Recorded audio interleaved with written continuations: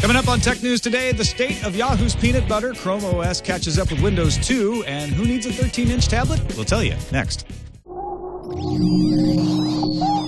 Netcasts you love. From people you trust.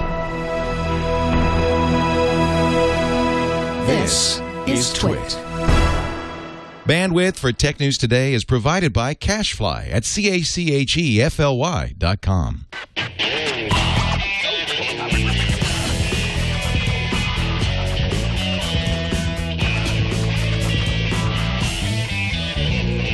This is Tech News Today for Tuesday, April 10th, 2012. Tech News Today is brought to you by Gazelle, the easy way to sell or recycle your iPhones, iPads, Macs, smartphones, and other gadgets from your home or office. Don't just sell it, Gazelle it. Find out how and what your gadget is worth at Gazelle.com. Welcome to Tech News Today. I'm Tom Merritt. I'm Sarah Lane. I'm Iyaz Akhtar. And I'm Jason Howell. And joining us from CNET.com, the Molly ranter herself, Ms. Mollywood. Yay! Hello. How's it going, I'm Molly?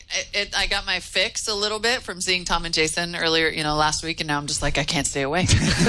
Well, we're glad. We're glad you can't stay away. It's good to have you.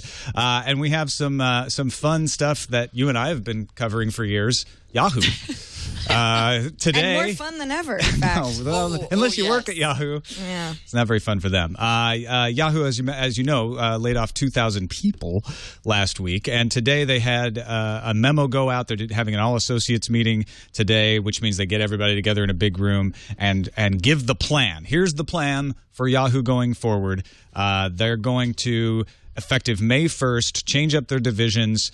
So they'll have consumer, regions, and technology. The core consumer group's probably what we're interested in as people who use Yahoo. They're going to divide that up among media, connections, and commerce. So the media department led by Ross Levinson, the connections department led by Shasi Seth, and that's like your Flickr, your Yahoo Mail, stuff like that.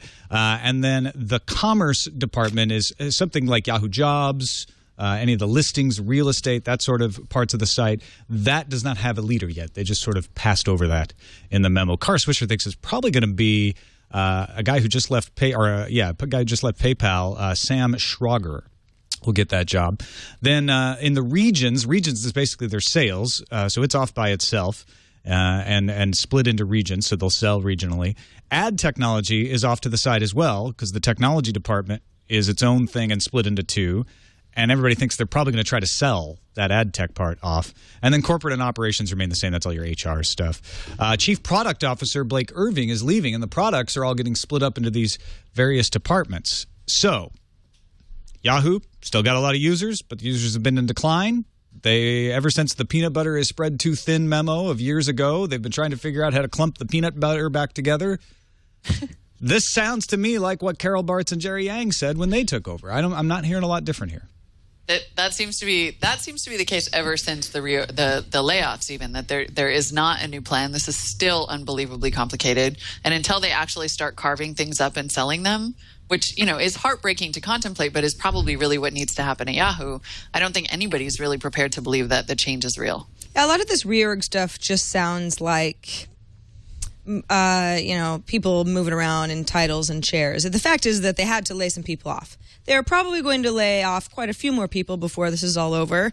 And yet I still don't know why something like Flickr would be in connections rather than media, for example. I mean, Flickr at one point was Yahoo. I mean, that was like the crown jewel of Yahoo. That was like the one cool brand I thought, well, Yahoo at least has Flickr. That's awesome. That's a really, really strong brand. And they just let it languish. And it's like a sad shell of what it used to be for no good reason. And looking at the properties that are in connections, I was thinking, what else is in there? Mail's in there, Messenger, Answers.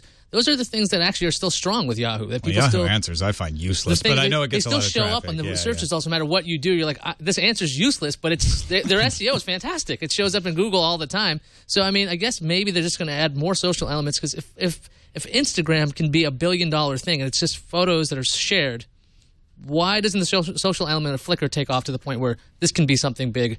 Because just put them all together anyway, and this is the little industry. Well, they did just shut down Yahoo Meme, which was sort of their Tumblr knockoff. So it doesn't mean that they don't think that something that's a little bit more social in that space is viable. But their first go at it didn't turn out to be anything. Molly, what were you going to say? I was just going to say that when I look at this, I would be hard pressed to determine what they mean when they talk about media and why commerce isn't.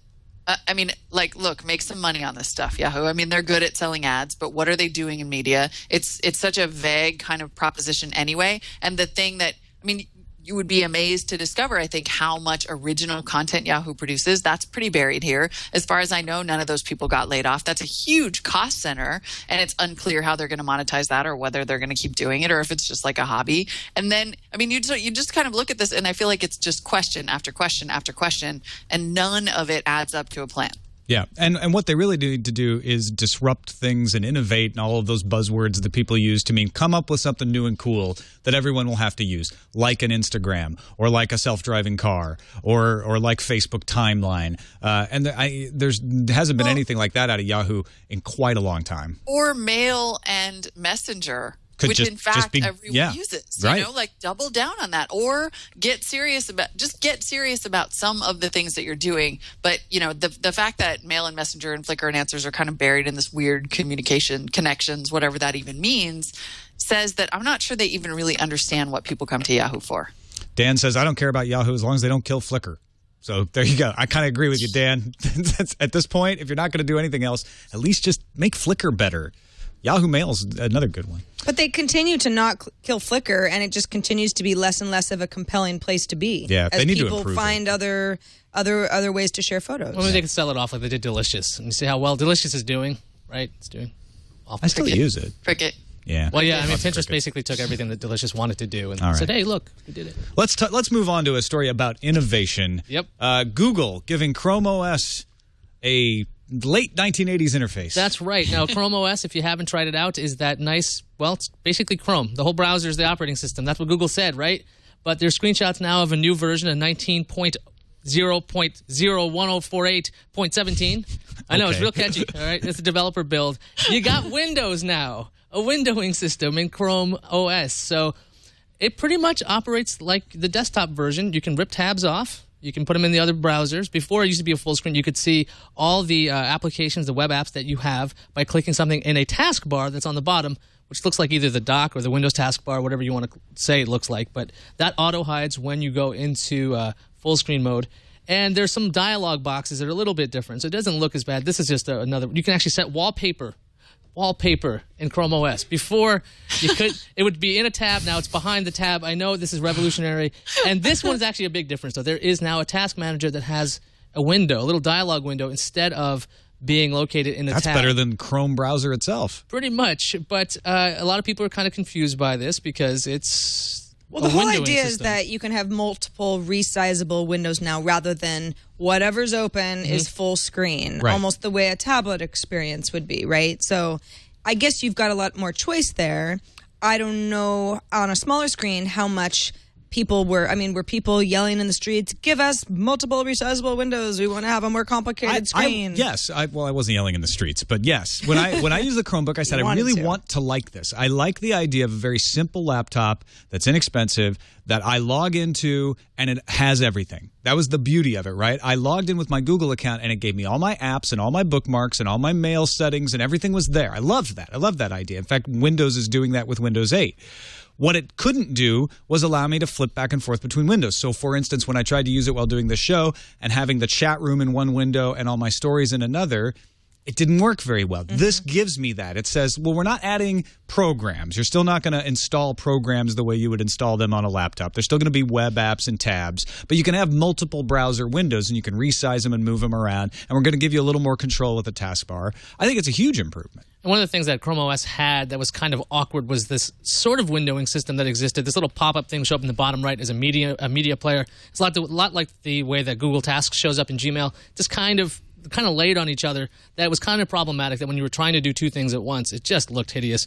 I know I got to use Chrome OS a lot on, like, they would give them out free on an airplane. You know, 'cause they would Virgin was doing I was like that on a for 6-7 hour flight, so I got to use it a lot and go, you really need two windows in this. Even though it's 14-inch screen, it's not so bad.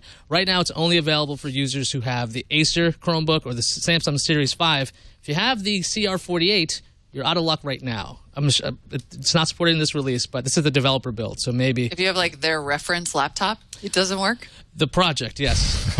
Okay. That's I mean, pretty much it. this sounds like the kind of thing that probably is a direct response to user feedback. The question really is whether, what's keeping people, because I mean, I think you could probably safely speculate that these laptops are not selling particularly well and that it's not necessarily just the interface. I'm sure that the difference is alienating and that it was probably smart to go with something more familiar, but you're still going to have to explain to people that they're not downloading anything, that their media management's going to completely change, that there's no saving files to the desktop anymore, and that this could even become more confusing as people see something that kind of looks a little more like Windows or a tablet interface, but doesn't work like a traditional OS. Yeah, why doesn't it do the thing that I always do? I still think they're going to merge Android and Chrome OS. Then when you dock your device, you get Chrome OS and you have this windowed system that you're used to, and you have your Android apps as widgets and such. But this seems like that makes much more sense since Google's putting everything together. Like this is where I think this is still going, because otherwise it doesn't make a whole lot of sense. It's like, well, and as a tablet, I think whoever said it was more of like a tablet experience, I think that is the most promising direction for Chrome OS, because Honeycomb is, frankly, at least in my opinion, a pretty terrible tablet experience. It's just not baked. It doesn't ever seem like it's going to get there. It's too Ice cream sandwich improves on it quite a bit. I know that ice cream sandwich is going to, yeah. But you I don't know. I read this really interesting blog post about whether Google was just going to kind of give up on the Android brand, with renaming things Play and all of that. Yeah. And certainly Google and Chrome are much more positive brands right now, I think, than Android is. And I could see them possibly moving that direction. Yeah. All right. This is nice that we have a big audience here today. I have a bunch of people visiting the studio. How many of you have ever lost a cell phone or had it stolen? Everybody's like, I don't want to admit it. As soon as you said stolen, the hands went up. Yeah, that's right. There is a new effort by Julia Janikowski, chairman of the FCC, in cooperation with police chiefs from New York, Pennsylvania, and Maryland, and representatives of the Wireless Industry Trade Group to create and maintain a centralized database to track phones reported as lost or stolen. The idea being that when you lose your phone, you call the carrier, say, hey, I lost or my phone was stolen. They will then turn that phone off and deny voice and data service to that phone, making every stolen phone a brick and reducing the resale value. The idea is that you're then discouraging people from wanting to steal phones, because right now it's a horrible problem. In the U.S., electronics have recently begun surpassing cash as the most stolen property. The way this would work, carriers will start their own database within 6 months, and then those will be combined into a centralized list over the following 18 months. The reason for that is if you take an AT&T phone and report it lost to AT&T, they could go use it on T-Mobile, and it might not get turned off. So if you have a centralized database, it turns it off for every carrier. Small regional and wireless carriers expected to join the initiative within 2 years. They already do this in the UK, in Germany, in France, and Australia, and it hasn't eliminated, but it has lowered theft. They're also working to write legislation that would make it a federal crime to tamper with a phone's unique identification. So if somebody steals a phone and then says, well, I'm going to change that IMEI number so even if it does get blocked, this phone will still work, they'd be breaking the law. That's not necessarily going to stop them either. Doesn't mean that they won't do it, but yeah, but it's a discourage. Again, it's criminally liable. Putting speed bumps. Criminally. Now, how many people who had stolen phones would be okay with a centralized database that keeps your name and your IMEI number in order to make it safe? Yeah, I'm seeing a lot of shaking heads. Because really, it's just a phone, and if you have insurance, you can get a new one. I don't know. This database sounds. I mean, anytime I hear something that's like a centralized database of every phone in the United States with a specific IMEI number that connects directly to the consumer and all of their billing information and whatever, that's just like I imagine anonymous salivating. I want that database. Yeah, they give it. And that's the thing. Like, I mean, it's easy to get upset about this and say, well, I don't want a database with my name and my phone's identifier number. But that already exists. Every cell phone carrier has to have that in a database to make your phone work, right? And to bill you properly and all of that. What this is doing is saying we're going to let other people look at it in order to shut it off. So we're going to let Verizon see what AT&T's got and T-Mobile. There's going to have to be some pretty big safeguards on this to make sure that stuff like anonymous breaking in or any hackers, any malicious hackers breaking in. On the surface, I don't have a problem with this. I live in a city where people are getting robbed constantly. I can think of a few people just in the last couple of months who've specifically had their phones stolen off of their person. Weren't even necessarily carrying any cash, which is probably why phones are getting stolen so much more than cash, because people don't always have $100 in their pocket, but they've got a $500 phone. It's an epidemic. It's a really big problem. And if theft is not going to go away, and people, if they're smart enough, can figure out how to strip a phone down to the point where it can be sold on the black market for something. But the harder it is for this to happen, the less incentivized they are. Yeah, that and the fact that mobile payments are taking off at this point. If you're going to build an NFC, if you're going to have information about your credit card on the phone itself, it would be handy. It's effectively becoming a credit card. So you want to be able to call up somebody and say, my phone was stolen or it's missing.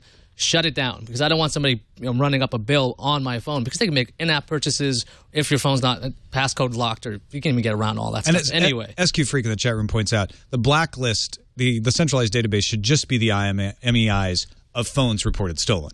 It shouldn't have every phone in there yet. It should only contain it if once the phone actually is stolen. Because that's the only. I mean, that's the only thing that you need. And then it doesn't matter, because you're like, well, I don't care because the phone's gone anyway. So I want it to be turned off. And my wife went through a phone being left in a cab, and then the cabbie claimed it wasn't there anymore. Who knows?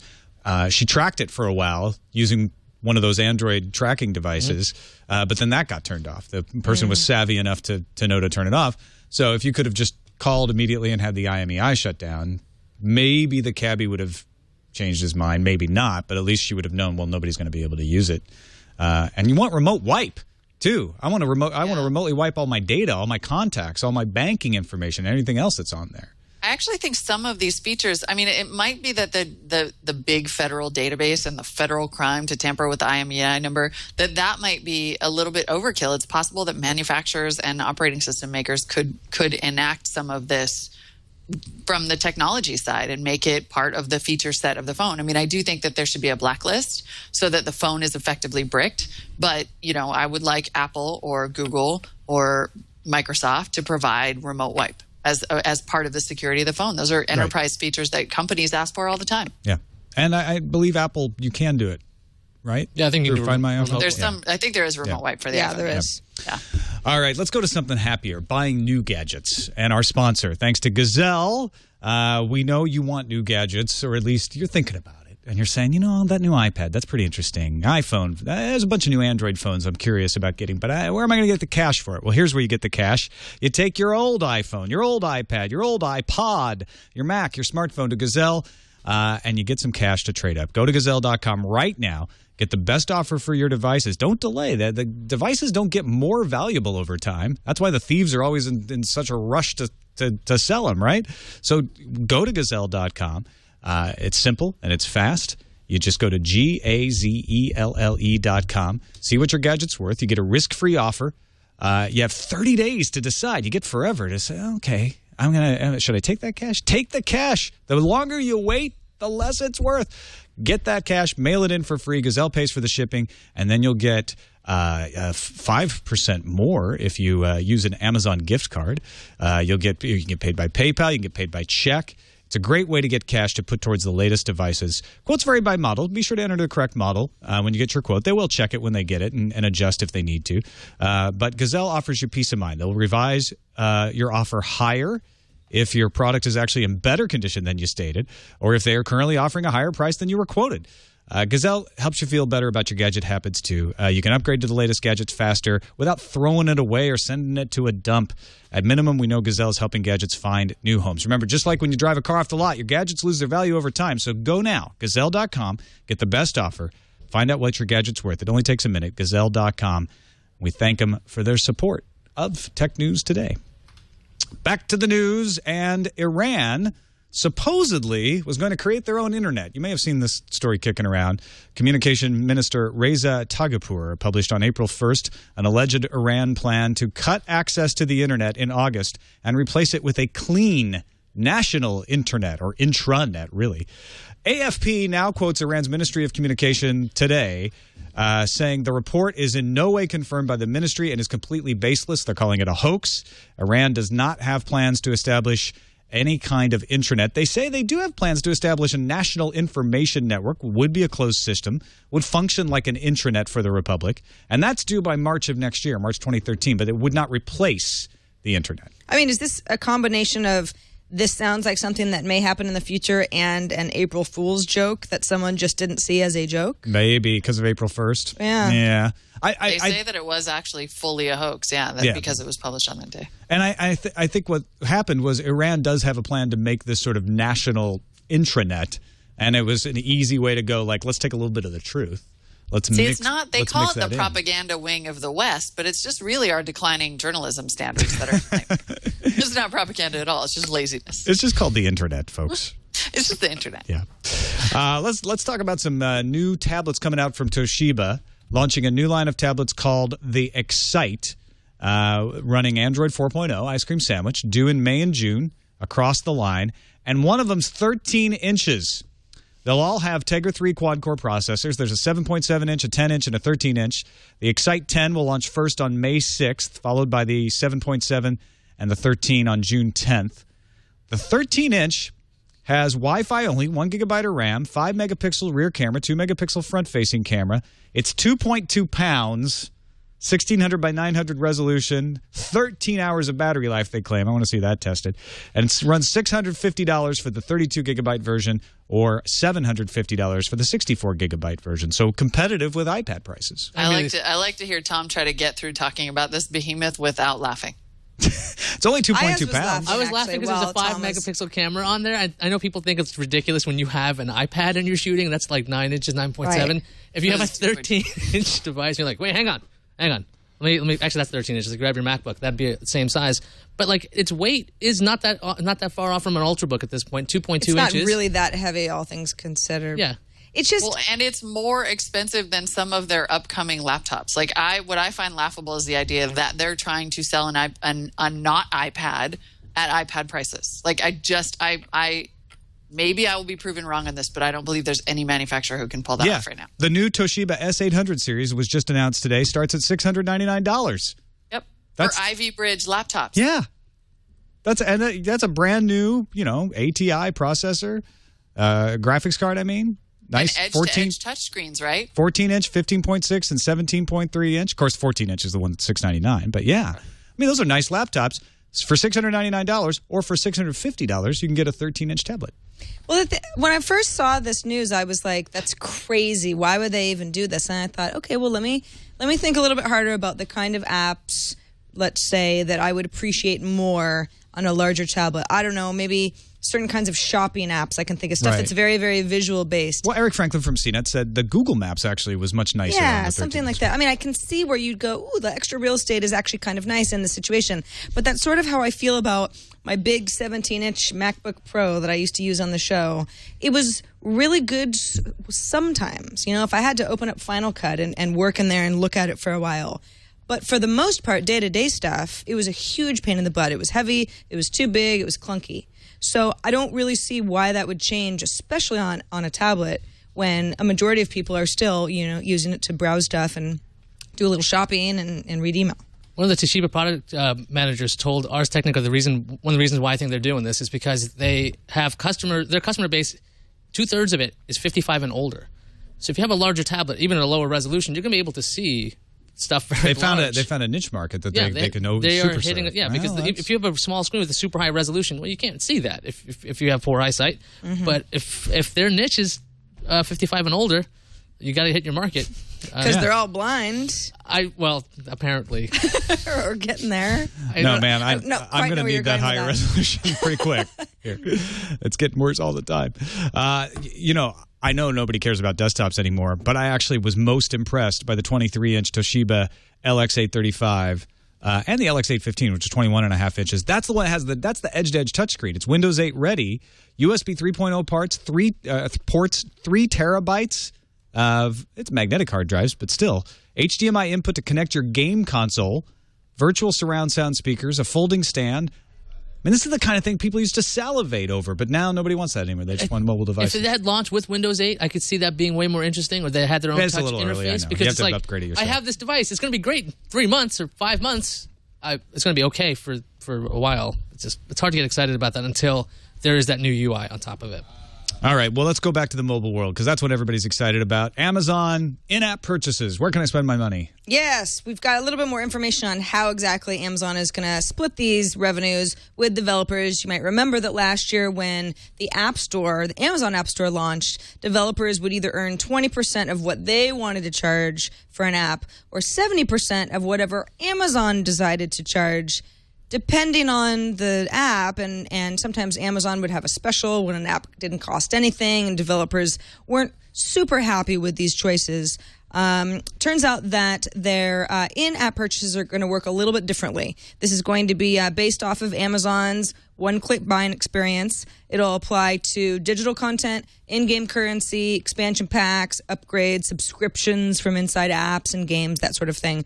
What Amazon will have the ability to do is to discount in-app items just like they do in the App Store, but developers will always take 70% of the list price, or then whatever Amazon might want to, or whatever the developer might want to charge for it, or if Amazon has, something on sale, example. So it's 70% of whatever that price is. Amazon App Store's director, Aaron Rubinson, says, "We're following the paradigm that's out there with a 70-30 split. Makes sense to us. This is a little bit different from the revenue share that we have for paid app sales. We're looking at purchase cases separately." So they're saying even if you're not going to make as much when we give the huge discounts, you're going to make it up in in-app purchases because you get to keep 70% of that all the time. Yeah, and Amazon isn't even forcing developers only to use Amazon's in-app purchasing service. The Kindle Fire, you can't use Google's in-app purchasing technology, but you can on other tablets and phones. But they might actually want to stick with Amazon. There's a report by Flurry that came out recently. By the way, the Amazon's App Store is up to about 34,000 apps, so significantly smaller than Google's at this point. Flurry measured revenue per user, per active user, over a 45-day period from mid-January through the end of February of this year. The average revenue per user from Amazon Store is about 89% of what Apple's iOS platform produces. And iOS is really high. So pretty close, actually. Yeah, I mean, it's impressive, actually. Yeah. I would not have thought that. Yeah, Google's is hovering around 23% of iOS. Wow. So there's definitely an incentive for developers to go with Amazon's ecosystem here, even though their user base is smaller than Google Play is. I think Amazon did something that everyone was waiting for someone to do well, and maybe something only Amazon could get away with, which is we'll take Android and we'll make it ours. Mm-hmm. And Google isn't going to get a dime out of it, except maybe a little bit of search revenue because you happen to be able to use Google as search. But they're not getting all the revenue from Android. And this just shows that they're serious about it. They want to own that experience. The question is, will they stay on Android? And is Google ever going to get tired of this? Or can they agree to say, yeah, well, that's fine. They can use Android if they want and let them take all the money. We're making plenty off of everybody else. I mean, it has to be killing them, right? Like, this is the downside of open, that Amazon can create a highly customized and virtually unrecognizable version of Android that they then get a developer premium from the way that iOS would. I mean, that should be a lesson to Google, right? That should say, okay, something doesn't add up here. We're not making any money really on Android. Does that, I mean, near as I can tell, Google doesn't make any money on Android, right? They're giving away the operating system. Their developer revenues are lower. The paid apps are still way higher on iOS. Theoretically, and here comes Amazon, and they're like, we make a bunch of money off your OS? Theoretically, the ad sales from people using Android devices and doing search and all of that make up for it. Right. But I'm not sure that we've heard. All right, I'm a Googleist. Yeah, you should Bing it just to be safe. No, I think that, if this was, let's take Red Hat Linux, right? Linux is a free operating system. Red Hat makes a Linux operating system. They put it out there. Lots of people make Linux operating systems that Red Hat doesn't profit from. But Red Hat doesn't have to manage Linux.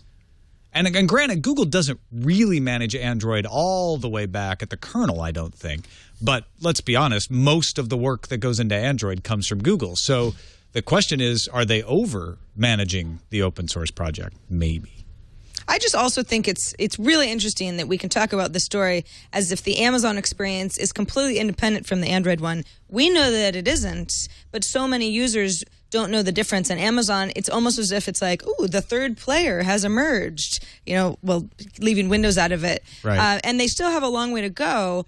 But it's like when developers have incentives to work on a platform and then the word gets out, and the App Store grows exponentially, then the users stay because there's more to it.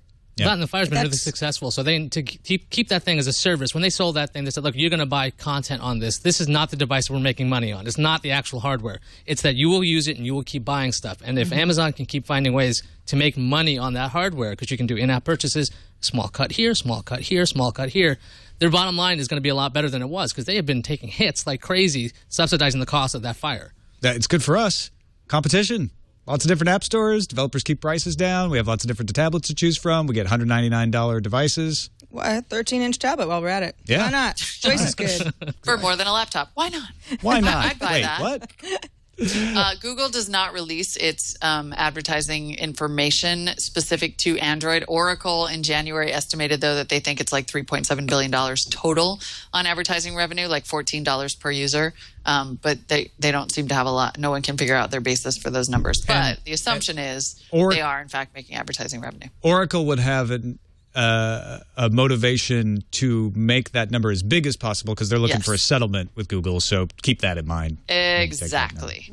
Let's assume no money at all. No. Let's move on to the news fuse.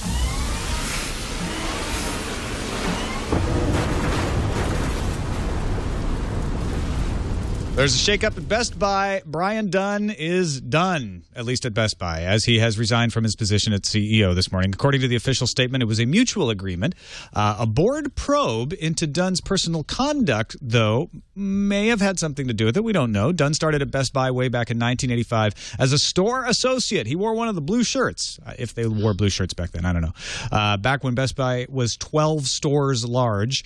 Mike Mikan will be the interim CEO while the company looks for a permanent head. So I guess they should have got the extended warranty. Oh, Tom. They went all Mark Hurt on him.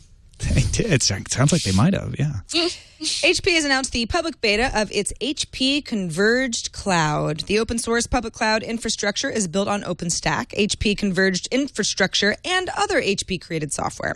The services are aimed directly at competing against Amazon. Good luck. And we'll start with on-demand instances and virtual machines on May 10th. More Xbox The Next Generation rumors. Britain's Xbox World magazine cites information from unnamed developers with access to Durango development kits. The kits are reportedly, quote, powered by a state-of-the-art 16-core IBM PowerPC CPU, along with the Radeon HD 7000 series graphics cards that Kotaku previously reported. Remember how we told you RIM wasn't going to allow side-loading of Android apps? Yeah. We told you that yesterday. Well, it might not be true. RIM VP of Developer Relations Alex Saunders, he's the guy who originally twittered about this, wrote on a BlackBerry blog that RIM will still allow for side-loading, but there will be encryption that limits the usage of the app to the purchaser of the app. So I guess that's sort of side-loading. That might not be true either, though. RIM told The Verge that the company is looking at different options, including removal or evolution of current side-loading functionality. But plans aren't finalized. Basically, RIM's saying, please don't be mad at us about side-loading, because we haven't decided what we're doing yet. See, I'm not worried. I'm sure that RIM has a plan. They always have. They've had plans. Oh, yeah. It's true. Technically, plans have always been there. Mm-hmm. Are you guys wondering when the MacBook Pro line is going to get a refresh? Yeah, it's been a while, right? I've been wondering it too. Yeah. Maybe sooner than later because the current stock of MacBook Pros are depleting. Intel's Ivy Bridge processors are expected in under a month, so there's a good chance that the new MacBook Pros will feature Intel's latest and greatest processor. The new notebooks are also expected to look a lot more like the MacBook Air line than big and clunky 17-inch. They're starting an airline. Apple rumor. Yeah, they're taking on Mohawk. Mad Men joke, sorry. Netflix bolstered its streaming offerings by signing a deal with Hasbro. Titles available right now include Pound Puppies, G.I. Joe Renegades, and Transformers Prime. That's the cartoon, not the tablet. By the end of the year, you'll also be able to watch Gem and the Holograms. I know you guys are excited about that. And I am so excited about we that. are the Misfits. G.I. Joe and the Real American Hero. I used to watch that show every day after junior high. Well, you can watch it soon. Gem and the Holograms. Gem and the Hodgmans. That's why I Totally included it. that. Was it junior high or it might have been grade school? I don't know, but I loved it. This college for me. Gartner predicts that by the end of 2016, there will be 665 million media tablets used worldwide. That's 665 million tablets. Android will have 37% of the market by 2016. iOS will still be the dominant player at 45%. Gartner also compared tablet usage to that of smartphones, as in it expects users to replace their devices within 2 years of buying them. Inside Facebook reports that Facebook and Instagram have been working together on an Open Graph integration for the app for the past several weeks. Yeah, as well as, divvying up $1 billion or so. Open Graph allows users to post what they're doing with a specific action. As in, instead of liking a photo, you could take a photo. As of today, the integration is not available to every Instagram user who connected their account to Facebook, but expect the rollout to continue. The CEO of Dr. Web says that Apple asked a Russian registrar to shut down one of its domains because Apple claimed it was being used as a command and control server for flashback. Dr. Web's that firm that discovered that over 550,000 Mac OS X machines were infected with that whole flashback Trojan. The domain was being used as a sinkhole to monitor hijacked machines and their behavior. Time to move on to the randomizer. Randomizer. T-Mobile and Lookout Mobile Security are teaming up to make it easier to find missing phones with something called Scream Tones, a feature that allows phone owners to force their Android device to make a loud, obnoxious sound to make it easier to locate. How obnoxious? Oh. That's pretty loud and obnoxious. Doesn't that just say to you, I lost my phone? But you know what, Jason, I live in an area with a lot of coyotes, so I might just think that I was hearing them outside. Do you live in an area with a lot of trains too? Oh yeah. Well, actually, the coyotes run the trains. Oh. Well, then you're out of luck. That's all sorry. If you were Stephen Beacham, Molly, I would ask if you were into it or not into it. But what do you think of this? I'm going to go not into it because as the chat room astutely pointed out when we were previously talking about stolen phones, any thief who knows anything about stealing a phone immediately pulls the battery and then gets to an area with no coverage and tries to retrieve the data that way. All right, so they're definitely not going to help you with the stolen phone. But what about just I've put it somewhere in the house and I can't find it? That happens to me fairly I like often. that. I do. Yes. And if it could override when the phone's on vibrate, because that's what always happens to me is I put the phone on silent and then it gets lost somewhere and then I try to call it and then there's just cussing. Is anyone else cracking up because this is T-Mobile's plan of the day? This is what they're doing? It's like, we swapped some spectrum the other day, but our next plan right now, screaming phones. That's what we'll do. This will change everything. I think it's pretty brilliant, actually. You're going to buy the T-Mobile phone. I would not ding T-Mobile for this. I'm just saying. It's certainly not hurting. Ding. Ding. All right. Wait, not ting. Ding. Oh, that could be a segment. Ding or not ding. Let's move on to the calendar. The Nokia Lumia 900 is now available in Canada with Rogers for $100 and a 3-year contract. Then it's coming to the UK on April 27th through Phones for You and Carphone Warehouse. It's already available for pre-order there. The Sony Xperia S is also heading to Canada on April 17th. It will be exclusive to Sony stores. And finally, a pretty big name at All Things D's D10 conference on May 29th, Mr. Tim Cook himself will be the opening speaker. Never heard of him. Yeah, well... Is he a chef? He's he's a line cook, I think. Oh, he's that Apple. I don't know if he's that a Apple Google guy. guy. The chef who made all that money. He's a Google guy. He is a pie store, I think. Okay. Is he a VC? He must be a VC. Yeah. He is not a Everybody's a Viet Cong. VC. No, he's the CEO of Apple. Or them, there's Yeah, Apple pies. it's a fairly big... That is a big get. huge deal. Yeah. Like Apple doesn't generally speak at these things at all. So this is it's a pretty big sea change in behavior for Apple. It's a very big get, much to my eternal annoyance. Steve Jobs spoke at... All Things D a couple times. He spoke at D a couple times, but not, well, I guess obviously not very recently.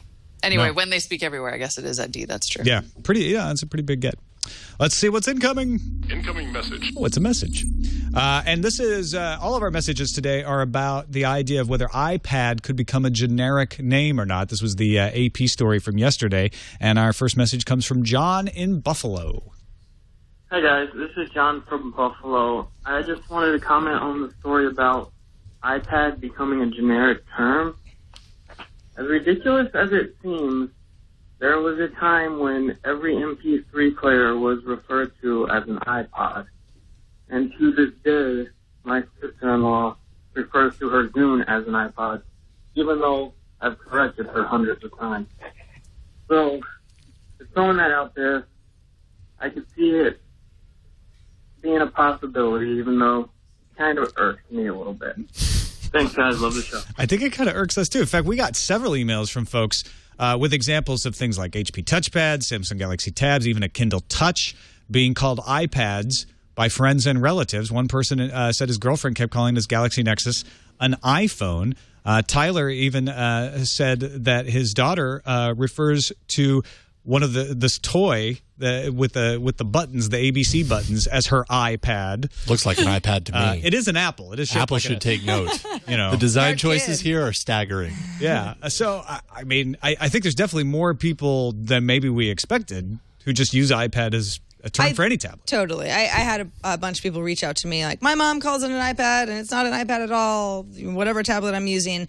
I think we could find, if we really wanted to talk about this subject, a lot of situations where people who are not very technically inclined are not using the right terminology. I mean, I remember my grandmother used to say, using the computer for like getting on Internet Explorer. She didn't know the difference. And we knew what she meant, but she said it wrong. Right? Yeah, I have a relative who still, no matter what the problem is, will say I'm having a problem with Microsoft. No matter what it is. Right. It's like Word, it's the internet. I used to, in the old days, it used to be really funny to be like, so's the DOJ, but that's not even that funny anymore. Now I just want it to stop. So are the stockholders. Like, mostly with I can't Ballmer. help you unless I know what the program is. Yeah. Right, exactly. I think it's funny that we got a couple people saying that they have to constantly correct. I'm thinking maybe these people are just messing with you. They like to annoy you. They like to see you just Hey, get that's upset. quite the nice HP you got there. It's an Apple. It's HP, right? Oh, yes, yeah. What kind of when did HP make apples? Yeah, I could see that. No, but I think really it's just one of those things where people don't. It's not that they don't know, or even that they're not technically inclined. I think it's people just they don't care about branding. And they're like, well, it's an iPad, or it's like an iPad. What's the difference? You know? Okay. Whoa. The chat room reports, and this is way more important. What's that? Betty White just got on Twitter.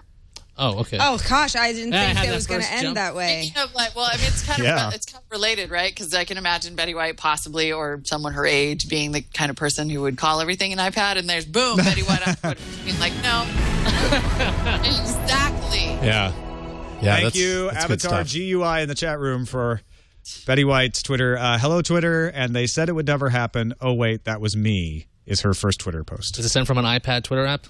It doesn't say, so it must have been said on the web, because it doesn't have the client here. She sent it on Microsoft.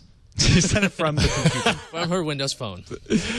All right. Well, that's it for this episode of Tech News Today. Thanks to everybody in our subreddit, technewstoday.reddit.com. That's the place to go to let us know what stories you want to hear us talk about. You can put in links. You can vote links up and down and let us know what you'd like us to cover. We use it all the time in making our lineups every day. Molly Wood, always a pleasure to have you on the show. And let folks know where they can find what you're doing now and what the latest is on Always On, because I'm excited about that. Yeah, totally. So right now, there's not going to be much video coming out of me for a couple of months because we are in development. My new show, Always On, is going to launch in June. It's hugely ambitious. It's going to be a half-hour tech show. I'm calling it Top Gear for Tech. So I hope you will all tune in when that launches in June. And then in the meantime, you can find all the rage that you've come to expect at the Molly Rants blog, which is as active as it's ever been. That's news.com/Molly Rants. Thank you, Molly. Go Thanks check for it having out. me. Of course, anytime. You're welcome back. Any day of the week. Now that we're not competition, I can come on all the time. Yeah, come on. I'll hold you to that, Molly. All right. Thanks, everybody, for watching or listening. You can find us on the web, twit.tv/TNT. You can email us. Our email address, tnt@twit.tv, or you can give us a call. Our phone number is 260-TNT-SHOW. Larry Dignan joins us tomorrow from Between the Lines. We'll see you then.